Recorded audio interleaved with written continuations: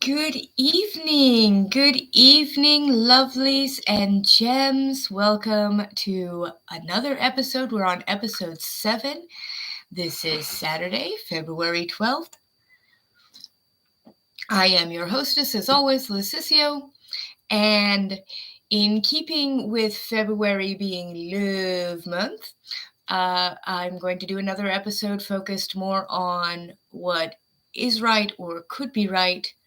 And we've got all year to do the doom casting. So instead of doom casting tonight, I wanted to talk about crisis and opportunity, because everybody hears that. Anywhere there's a crisis, there's an opportunity. We kind of figure that sort of it's something we say.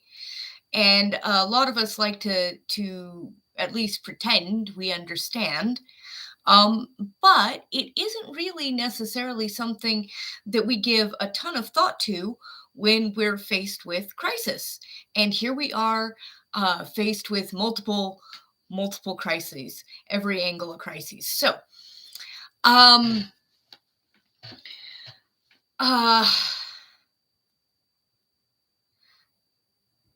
if every crisis is an opportunity, then we have to ask ourselves, what does opportunity look like, right? And there's a couple of crises I want to talk about. There's one big specific one I want to talk about, but I'm sure other stuff will occur to me as the show goes on. These are not scripted, in case I hadn't made that already incredibly clear. I just don't have time for scripting, and this week I was really sick. I may or may not have gotten the Rona, so I stayed home just to be on the safe side and did not work on much of anything. Oh, wow. Let's see. What I'd like to, I guess, begin with is something that Donald Trump used to say a lot. In fact, I'm going to riff off of Donald Trump a couple of times tonight,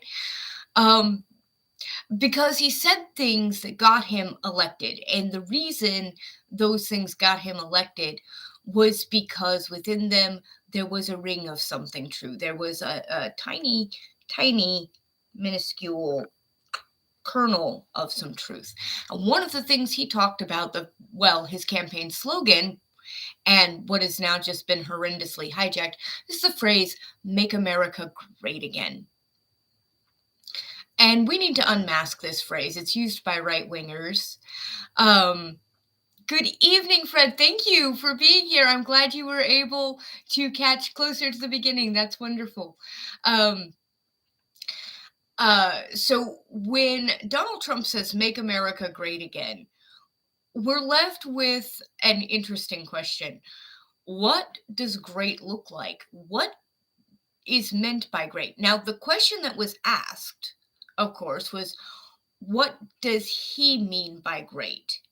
And that was very important because he was running for president. So his vision of great needed to be defined. And his vision of great, many Americans did not think was great. But that kind of begs the question, what is great? How do we judge greatness in a president, in a country, in a king? What does greatness look like? When we say, "Oh, this was a great king," what do we mean? When we say that's a great country, what are we talking about? And there's a lot of factors that come into it. A quality of justice, a quality of mercy, but also a quality of strength. And the thing that I want to focus tonight on, the thing that makes this a hopeful show tonight, is the quality of builders. From Nebuchadnezzar, yeah, I know, strange to bring up, but one of the things that Nebuchadnezzar's known for was his great building projects. Darius of Persia, great building projects. The Romans, if they will be remembered for anything else other than, their bloodthirsty march across Europe, it's going to be the incredible building that they brought with them. In fact, the bloodthirsty march across Europe is really only part of the story. People need to understand that in some places where the Romans went, they were welcomed. And why were they welcomed? Well, because they brought hot water with them. And people love hot water. Boy, we're just suckers for hot water. We'll do almost anything for running water. You don't think so until you haven't had it for a good long time, and then you're like, oh, that hot running water stuff. Yep, yep. Most of us would sell our last pair of shoes for hot running water. Say that 10 times fast. So, building is one way that we define greatness in a nation. Um, I, I don't know if any of you have seen, I'm sure some of you have, and if you haven't, please take the time to let yourself wallow in the glory that is Downton Abbey. But while you're doing that, I'm going to make a case that is made in the show, and it's not so much that they make the case out loud. They do explicitly once or twice, but it's more that you see it throughout the show, which is that this family that has money has an obligation to maintain their lands and even expand, modernize, and update. And the real reason that they have that obligation is because there's an entire village who depends on them for jobs. So if they sort of give up on their properties, on their manors and their lands, then the butler won't have a job, and the cooks won't have a job, and the farmers in the fields won't have a job, and it trickles down and it's terrible. So the responsibility of everybody that they are surrounded by is theirs. Now, in the case of Downton Abbey, they show a lovely family, um, basically trying to navigate the onset of the modern world and doing it with a fair amount of grace. They leave out um, well, they leave out some unpleasantness that was certainly pretty common in that time. But this is a good family, and these are good people, and so they make the point um, that they need to find a way to make these lands that have up until now served a completely different purpose in society. And now that society's gotten modern and they've got telephones and electric lights, well, they need fewer employees. So how do they manage this and not just let down this whole village that depends on them? And they do that by rebuilding the village. They do that by building new things. They upgrade the hospital.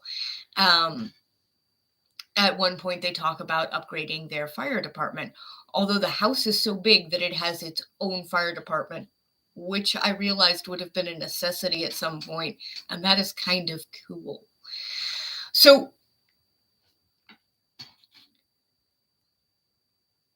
while we don't have a feudal system of lords here in the United States, the needs of the people are no different. Those at the top still need those at the bottom to do the things that they do. All of society runs on this contract, okay? Rich people go to restaurants where they are served by people who are not nearly that wealthy. Um, but rich people couldn't go to restaurants if there wasn't staff to run the restaurants. So now that we're in this situation where, just like they were in Downton Abbey, technology is coming through and replacing things, we as a society do have an obligation to look around and see who's being left behind by this new system and say, what can we build to accommodate? Every crisis, all this unemployment, all of this despair, and all of this poverty is actually an indication that we need to start investing in ourselves. Now, that's going to be a problem because I can sit here and say this in my living room all day, every day till the cows come home, and I can be right. But I don't have any power to make Jeff Bezos see that building another factory isn't the same as investing in his country. Uh, when Trump said, "Make America Great Again," a lot of people knew he was talking about 1950s style racism.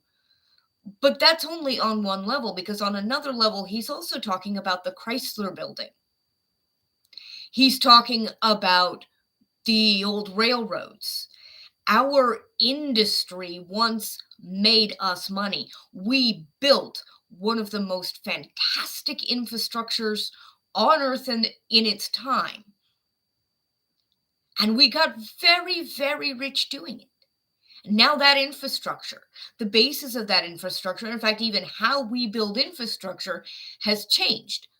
But that's an opportunity. What is there is crumbling. It's ineffective. We have better systems. We just haven't implemented them. The 911 system is a fantastic example of this.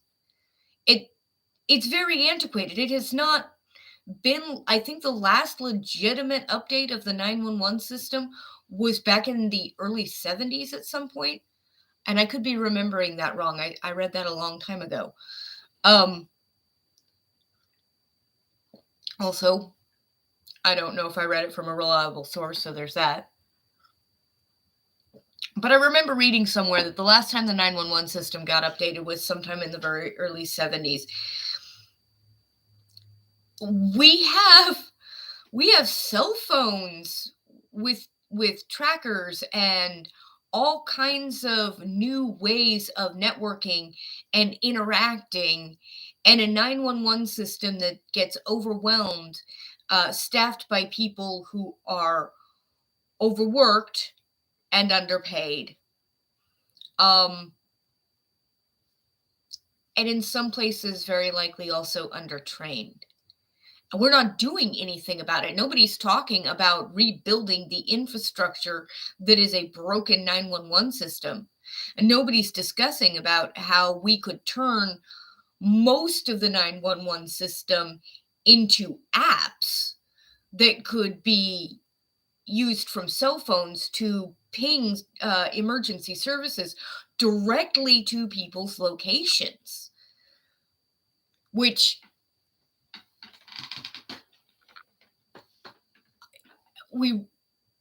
that just makes all the sense in the world to me. I know somebody who died in a mudslide, or knew, I guess, somebody who died in a mudslide and was about 150 feet from where rescue crews were poking around looking for her. 150 feet. And I'm thinking to myself, why didn't the rescue crews have a system that could ping her cell phone and find her car? We have the capability. We haven't built the infrastructure to support the capability. And that's not the only system that's like that. We've been talking about possibly using cell phones for voting. I love this. I love this. Can we do this safely, securely, effectively? Yep, we can. We just haven't. And the thing is, if we did, we would create new jobs. We'd start building this new, bigger, better world that we can dream of every day. All of this crisis surrounding us is screaming at us to build. What makes a country great? That which they build that lasts beyond them. The things that their great grandchildren will stand under and be proud of their history and their legacy. So why are we not taking the opportunity to build? Well, mostly because like 120 people own all the wealth that would be required to do that. That's a big part of it. And also because a significant portion of our own government views any form of self-investment, anything that would cause that would, be spending on average people and their projects as too expensive. They have literally decided to say, and nobody's talking about it this way, but it's true. They're saying it's too expensive to invest in ourselves and our future. We just can't find the money to do anything, constructive. We say it over and over again. Every time we say, no, we're not going to build a new school, we're saying we think it's too expensive to invest in our own legacy. But there you have it. One of the things that makes countries great is what they build.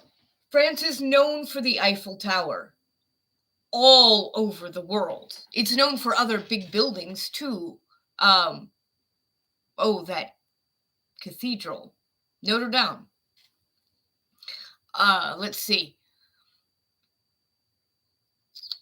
Peter the Great, builder. Henry II, builder. And all Americans should know who Henry II is. He's the reason that you're not on the metric system with everybody else. Not precisely. King Henry II, however, did invent the standard system we use today here in the United States. He also built roads. He created currency. England was mud roads, and then Henry II. He was a builder. And here's the thing.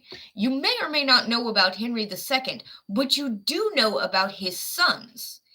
His sons who profited so mightily from his building that they became the stuff of legends. Because his older was the King Richard the Lionheart, who used his father's incredible infrastructure to finance an incredibly expensive and ill-conceived campaign, well, several ill-conceived campaigns into the Middle East during the Crusades.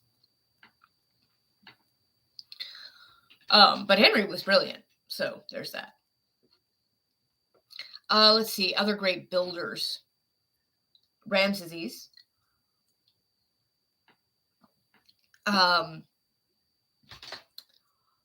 can never pronounce the name of the pharaoh who figured out that pyramids were a terrible way to be interred because grave robbers just walked right on in.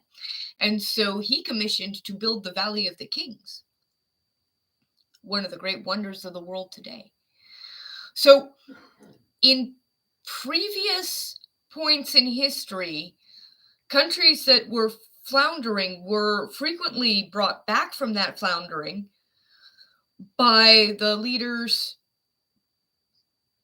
creating some great big project. In fact, at Rome's heyday, one of the things that made it truly great, and you can read this in any history book, it'll just straight up say it, they engaged in building a great public works. Building creates jobs, and then the jobs that support those jobs, and the jobs that support those jobs, and then people have money in their pockets, and then they are prosperous. So where you have a crisis, you have an opportunity. Where you have a crisis, you have a system or a thing which is broken. Didn't work. We didn't mitigate for this circumstance, or it was just antiquated, whatever. If you've got a crisis, you're looking at something that's broken. Everything that's broken is an opportunity to build.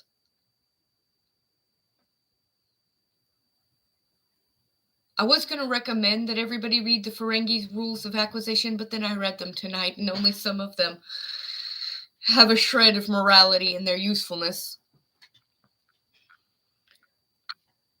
But the Ferengi, that's Star Trek for those of you who may not know, but the Ferengi get it. When you are looking at a situation that seems hopeless, that all is lost, and so on and so forth, you've got two options.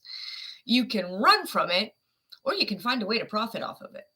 I mean, assuming that you're not hell bent on engaging in the shedding of other people's blood, your options are pretty much then to make opportunity or to bury your head in the sand. So I personally am in the let's make opportunity. And that brings me to a pet idea of mine that I don't honestly, I couldn't run the kind of math that would need to be done to find out its viability. But it's at the very least, it's a new way to look at the problem. So here's my idea. Um, the border crisis at the United States southern border isn't going away anytime soon. FYI, Joe Biden does not have open borders. In fact, Joe Biden has not done a whole lot, if anything, to reverse many Trump era policies on the border. The border has been an ongoing crisis that has bred xenophobia and resentment, and it's creating a lot of problems, not just the immigration itself, which always presents a bunch of problems, but because we handle our immigration policy in this haphazard sort of, we didn't really build a sound infrastructure around the idea that this could or would happen.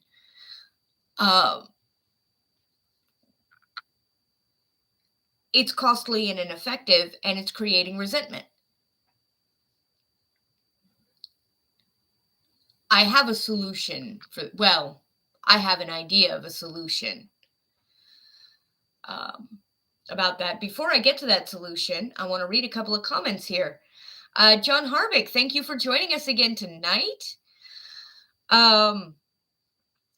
Fred writes, greatness is measured by how we treat those who have the least. Yes, I agree. That's one of the reasons we're going to talk about this. Because how a country faces its weaknesses, its problems, its issues, its challenges is what makes it great. And Wade, thank you for joining us. UBI would be an excellent investment in ourselves. I agree. But here's my idea. And again, I'm going to riff off of Donald J. Trump. And I'm going to say, so what we need to do on the southern border is build a wall. But I don't mean that kind of wall. I do not mean a barrier. Much of the southern border is useless, flat, horrible land that is a playground for coyotes, human traffickers, racists with guns, hunting people using the drug mules and the human traffickers as their justification in order to do horrendous things. There is, and I've looked into it, there is a lot of crime down there in places, and there doesn't need to be. The reason that crime is thriving is because nothing else is. Now, the problems in South America, in Central America, even where we helped facilitate and cause those problems, and in many ways, United States policy created those crises in the first place. But even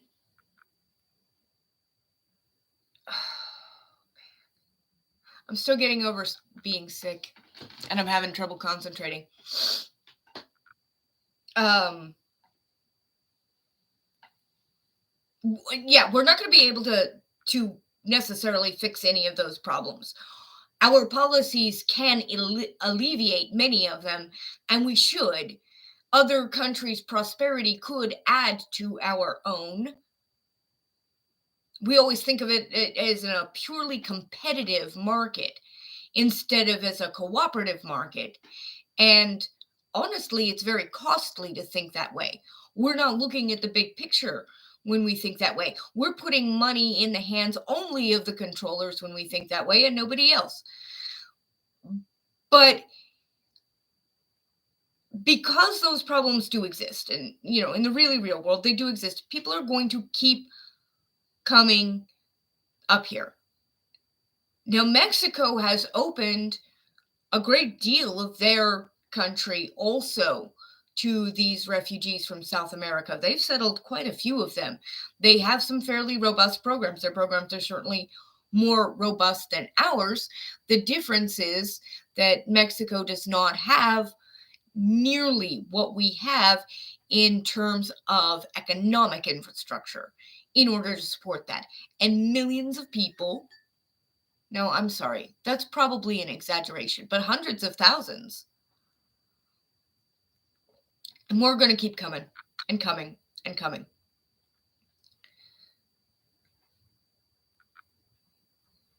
Because the world has allowed a relatively very small cabal of people to make all the decisions and to have all the capital and all control, all the resources and all the wealth.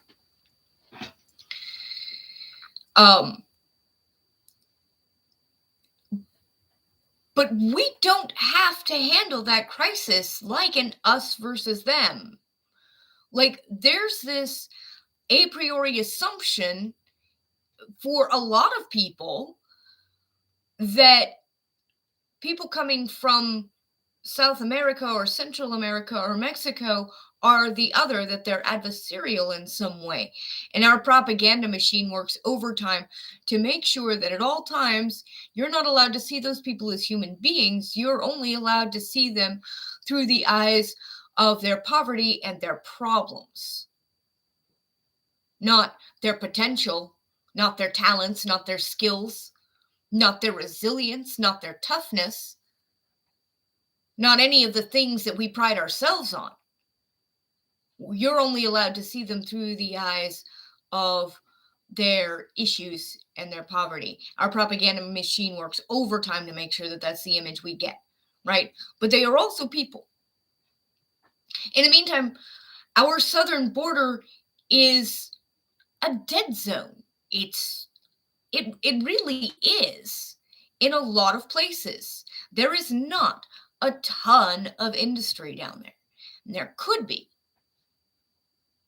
This is where we kill two birds with one stone. This is where we look at a crisis and we think to ourselves, well, we should build something about that. Like, we should definitely build something about that.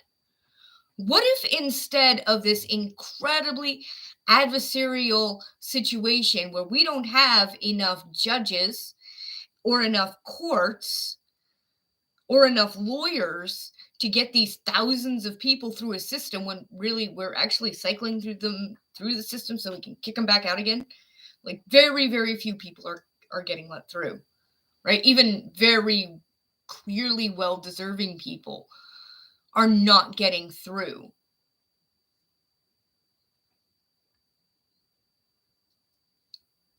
Because we don't have the infrastructure set up to get them through. We actually have the infrastructure set up to kick them back out again. What if instead we built a wall of hotels and we staffed those hotels with the immigrants learning to come and work here? What if we put hundreds of doctors, translators, social workers? What if we built theaters, restaurants? What if we built entire border towns down there fully designed around the idea that these people could come, learn our money, learn our culture, integrate slowly, integrate by becoming a part of our system as they're going through the process of becoming a part of the system. And yeah, sure, many of them are going to move on at some point. They're going to go visit their, or go live with the relatives in Michigan who sponsored them in the first place, whatever. Many of them don't have anywhere to go. Many of them do not necessarily have relatives here. They can learn by being a part of, and we can create jobs by building a massive infrastructure.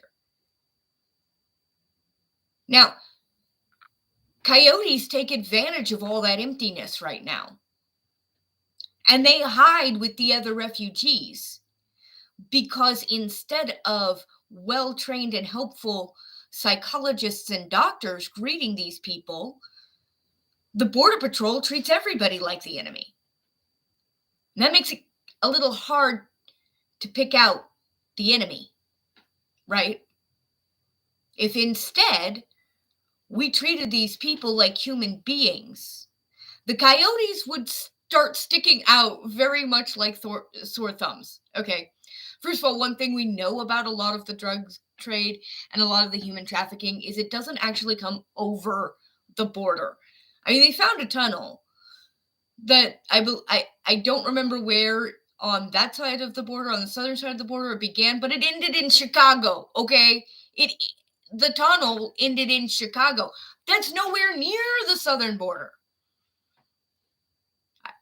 I'm assuming we collapse them whenever we find them. The point is, many of the coyotes aren't going over the border anyway. So none of our over the border security measures are going to do jack about it. Okay.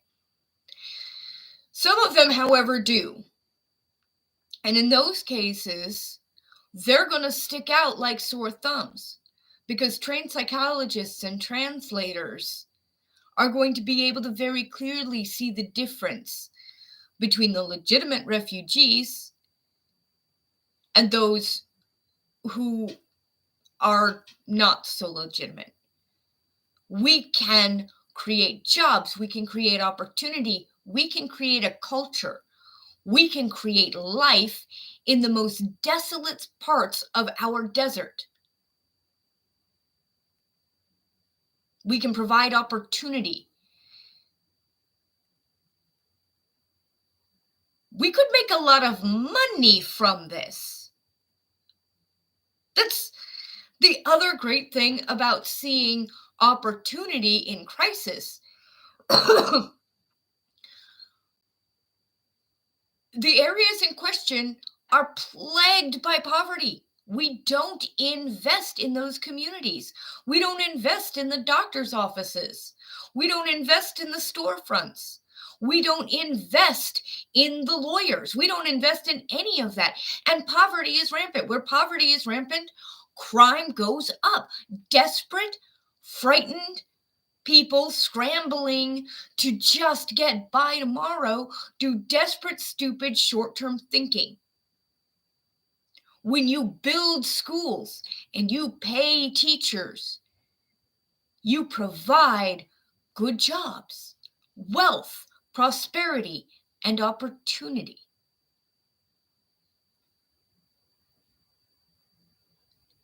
You can wake up one morning and say, today, I'm going to invest in me. I'm a hot mess. And today, because I am a hot mess, I am going to take some time to invest in that hot mess and fix it. We have become such a throwaway society that whenever something has a touch of tarnish on it, we're like, oh, that's trash. Throw it out. In the meantime, ironically, We idolize, we romanticize cultures that have kept their buildings and their art for thousands of years.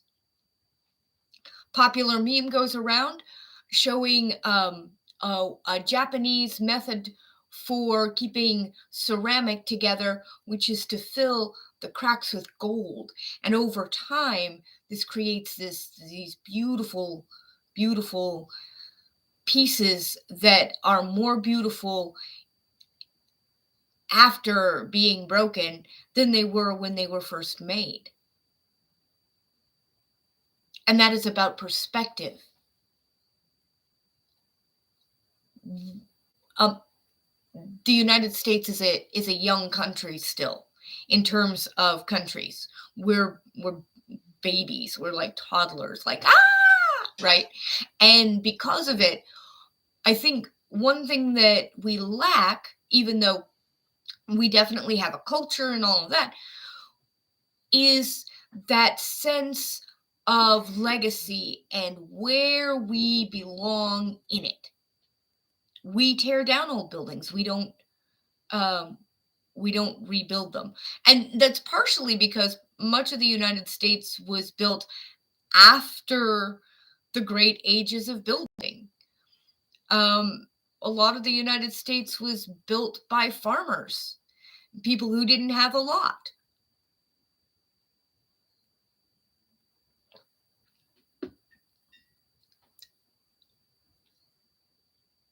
But that does not have to be. We can look at our crumbling infrastructure and see an opportunity to create something that will stand for 800 years, that our children's children's children's children's children will be able to say, I'm an American. Look what we built. Oh, yeah, it took us forever to get on our feet. Look what we built. The White House, which was built by slaves, is a beautiful piece of architecture. The plantations, built by slaves, beautiful pieces of architecture.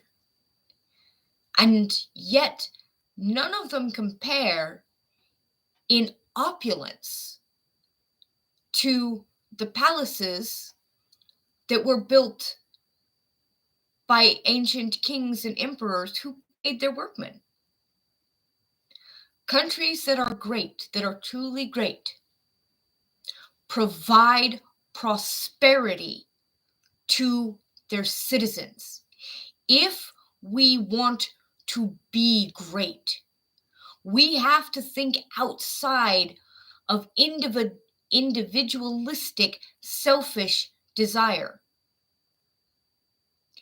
and into a communal sense of investing in our society, building our society. We may have different ideologies,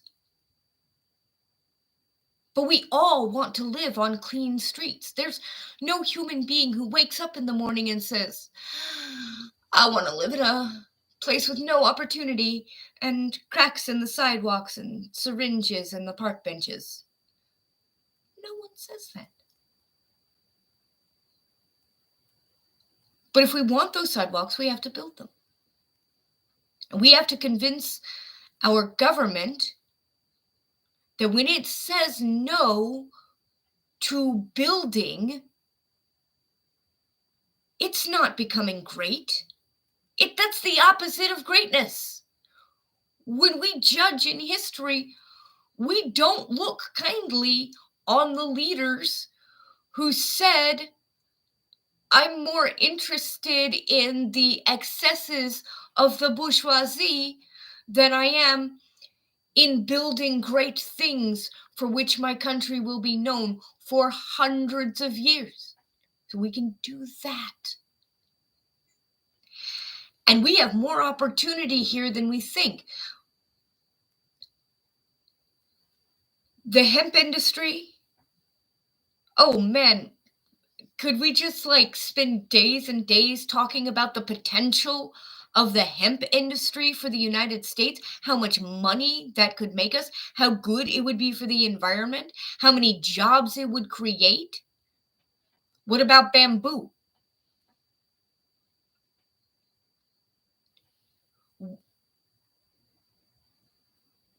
What futurists understood about the Green New Deal, and I read parts of it. Okay, I don't have super access, so I'm not going to sit here and be like, I read the Green New Deal, because I didn't, but I did read parts of it. I read, um, I read some pretty good articles that were like summaries of sections of it, but I don't think that was the exact wording necessarily.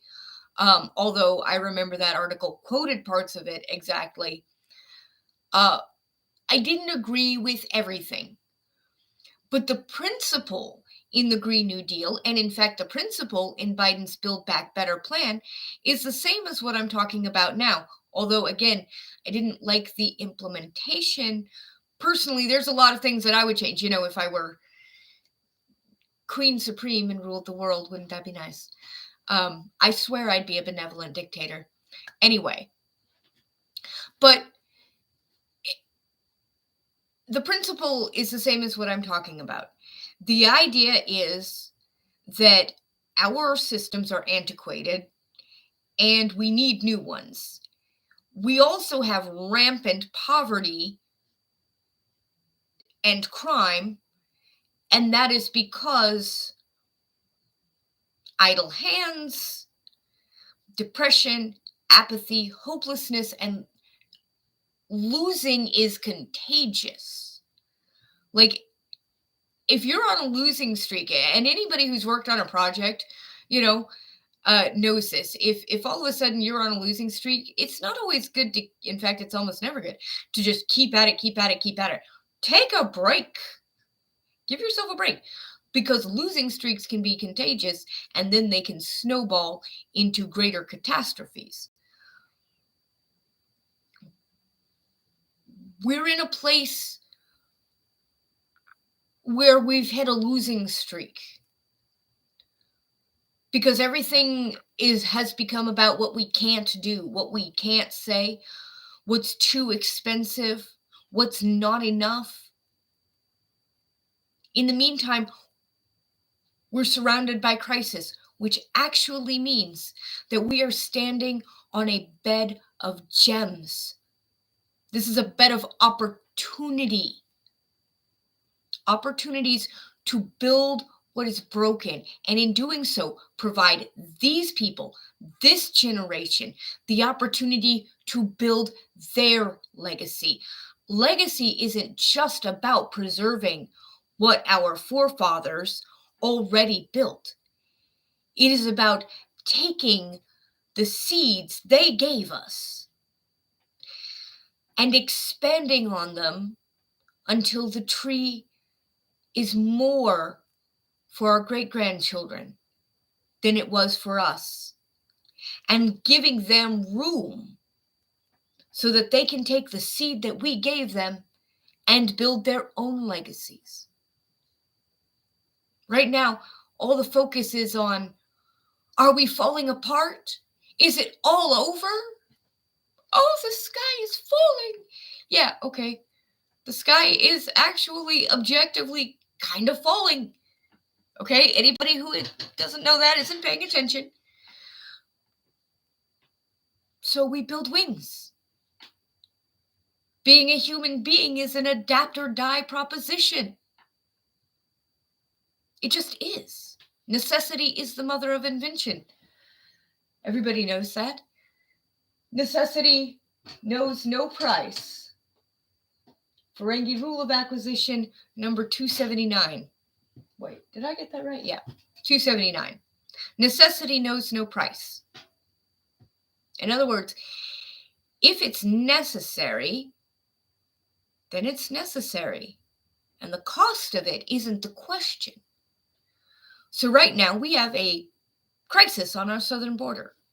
It is necessary that we address that crisis. How we address that crisis is what will or will not make us great. And right now, because great is such an ill-defined term meaning nothing, we're not doing a particularly good job of being great. But we could be. Anyway, I guess that's pretty much my show uh for tonight. I know that's a little short. Like I said, I was just sick as all heck this week, and I did not even have a whole lot of time to think about it. I kind of have this sort of loosely tied set of ideas about profit and crisis and opportunity. And I just wanted to lay out the incredibly obvious, because nobody says it, that all of this is about how we see it. And we talk about that as a corporate line, where some people see crisis, others see only opportunity.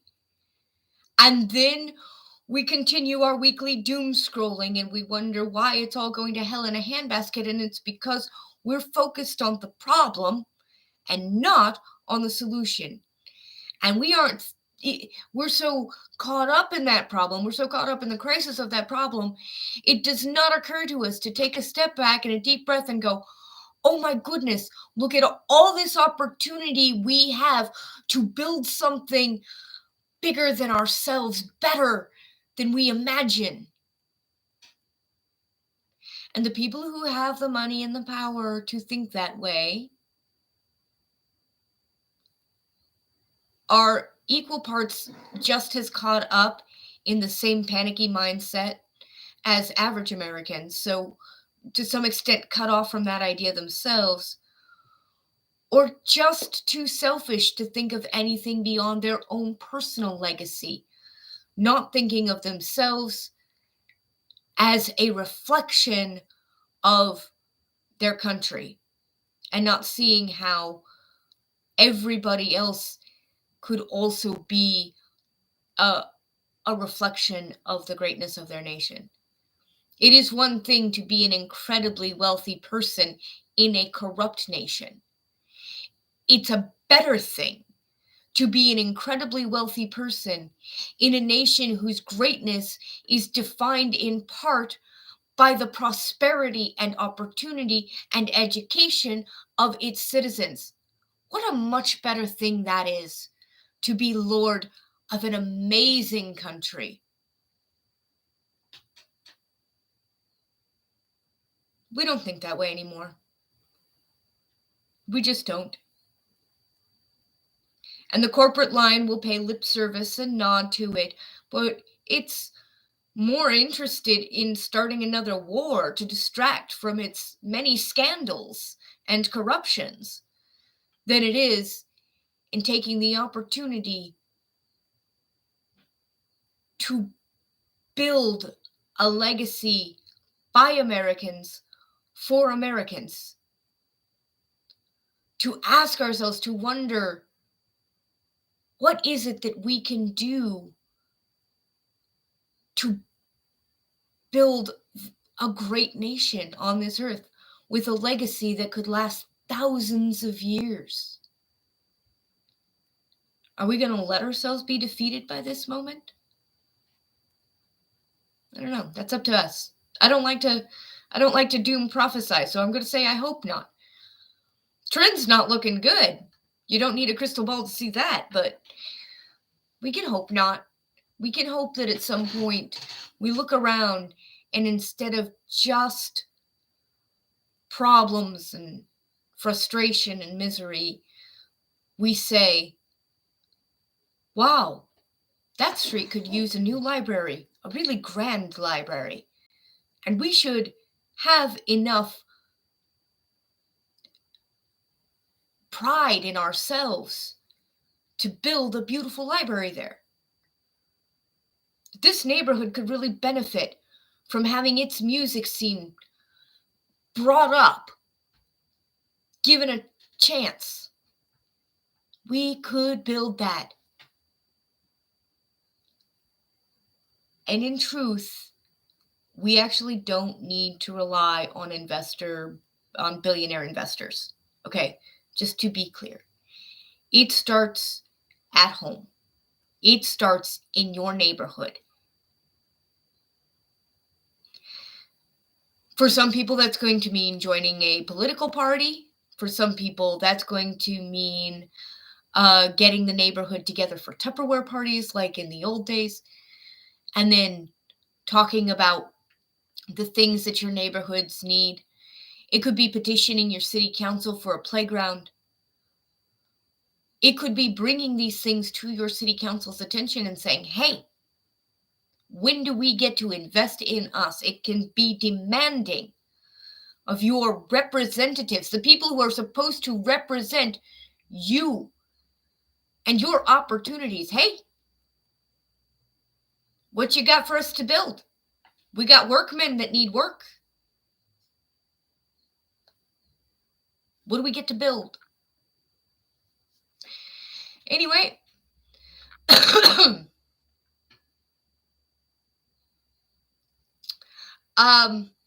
Fred Eater, thank you for this beautiful comment. Yes, absolutely. I completely agree. I don't mean to focus on the purely physical, but I think it's easy for people to wrap their heads around the physical. Yeah, Fred writes, I don't think it needs to be a building. I think it could be a truly free society. That would be something of which we could be proud of for thousands of years. Absolutely. All I'm saying is one way you build a free society, the kind of which that in 1,000 years, the history books might someday talk about, oh, but the real Gilded Age of the United States came when they became so prosperous that even the poorest, even the refugee, the immigrant, the felon, could walk around with more than a few coppers in his pocket and make a good life for himself again. We can say that when we are free and equal, truly, that's something to be proud of for 1,000 years. Of course, we have to keep it. Benjamin Franklin was not wrong.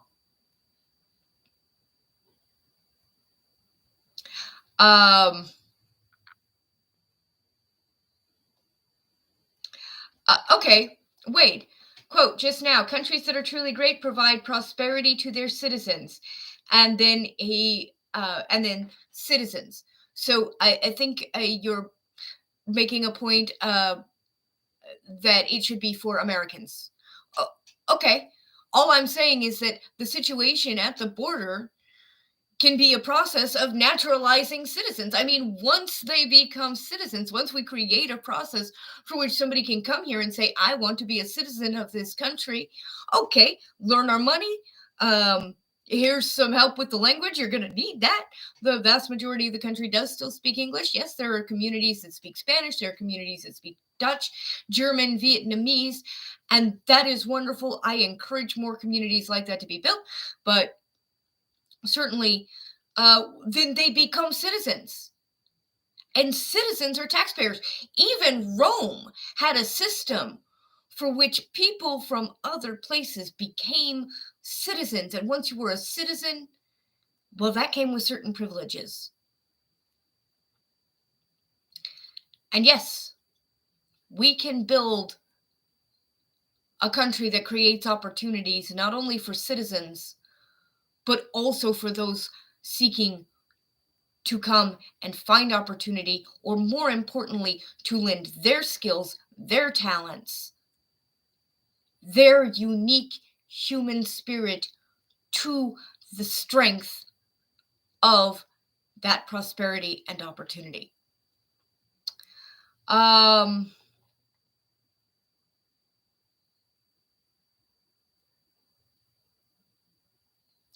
So anyway, that is in fact, gonna go ahead and be our show for tonight.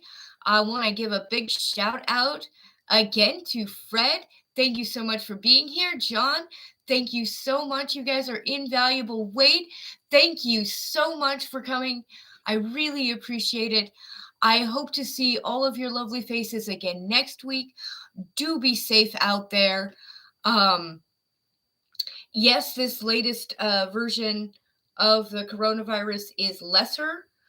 I'm glad I got vaccinated because that was misery curdled. I am telling you, the first week of my or the first half of my week was just, and I could still feel it.